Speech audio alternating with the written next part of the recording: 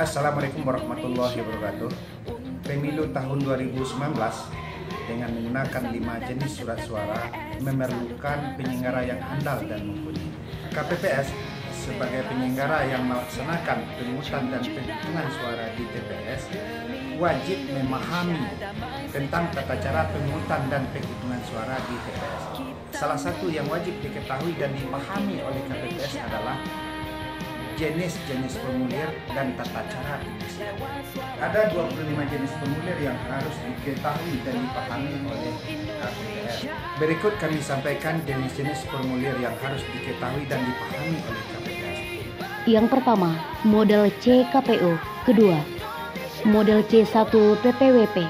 Ketiga, model C1 DPR. Keempat, model C1 DPD. Kelima, model C1 DPRD Provinsi. Keenam, model C1 DPRD Kabupaten atau Kota. Ketujuh, model C1 Plano PPWP. Kedelapan, model C1 Plano DPR. Kesembilan, model C1 Plano DPD. Kesepuluh, model C1 Plano DPRD Provinsi. Kesebelas, model C1 Plano DPRD Kabupaten atau Kota. Kedua-belas, model C2 KPU. Ke-13, model C3 KPU. Ke-14, model C4 KPU. Ke-15, model C5 KPU. Ke-16, model C6 KPU.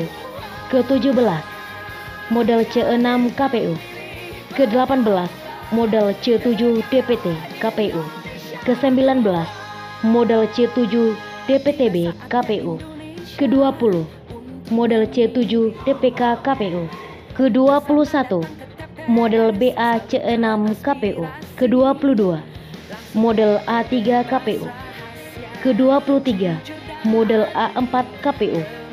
Ke-24, model A DPK KPU. Ke-25, model A5 KPU. Tata cara penghitungan suara di TPS.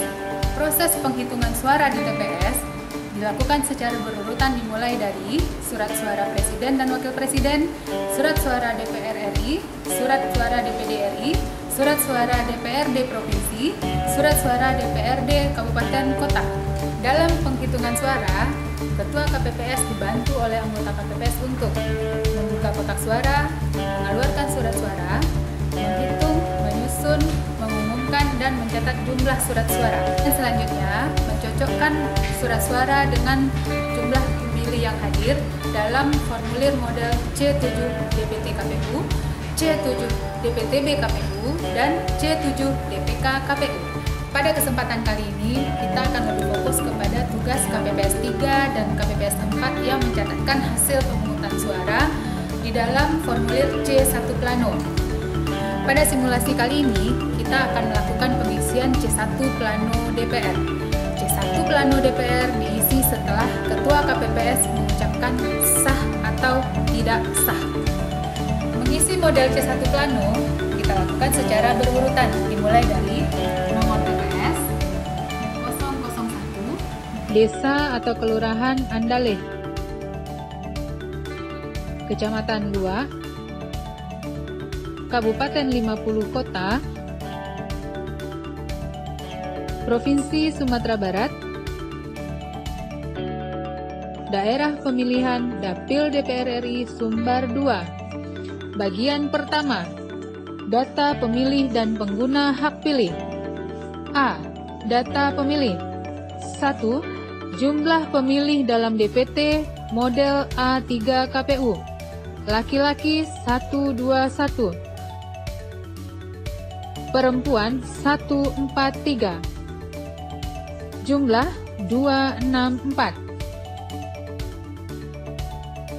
2. Jumlah pemilih dalam DPTB model A4 KPU.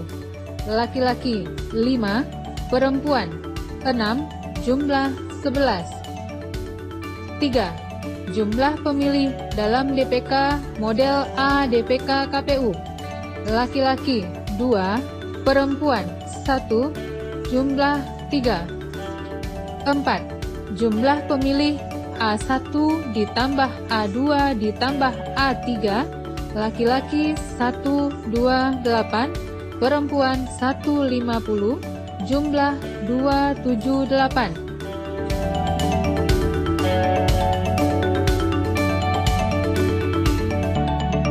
B. Pengguna hak pilih. 1. Jumlah pengguna hak pilih dalam DPT model C7 DPT KPU. Laki-laki 114, perempuan 140, jumlah 254. 2. Jumlah pengguna hak pilih dalam DPTB model C7 DPTB KPU. Laki-laki 5, perempuan 5, jumlah 10. 3. Jumlah pengguna hak pilih dalam DPK model C7 DPK KPU. Laki-laki 2, perempuan 1, jumlah 3. 4. Jumlah pengguna hak pilih B1 ditambah B2 ditambah B3, laki-laki 121, perempuan 146, jumlah 267. Bagian kedua, data pemilih disabilitas. 1. Jumlah seluruh pemilih disabilitas terdaftar dalam DPT, DPTB, dan DPK. Laki-laki 3, perempuan 1, jumlah 4. 2. Jumlah seluruh pemilih disabilitas yang menggunakan hak pilih. Laki-laki 2, perempuan 1, jumlah 3. Bagian ketiga, data penggunaan surat suara. Bagian berikutnya di halaman kedua dan seterusnya terdiri atas data rincian perolehan suara partai politik dan suara calon. Bagian kelima, data suara sah dan tidak sah. A. Jumlah suara tidak sah. Diisi sesuai dengan jumlah suara tidak sah hasil teli. Ditandatangani oleh KPPS dan saksi dengan cara sebagai berikut.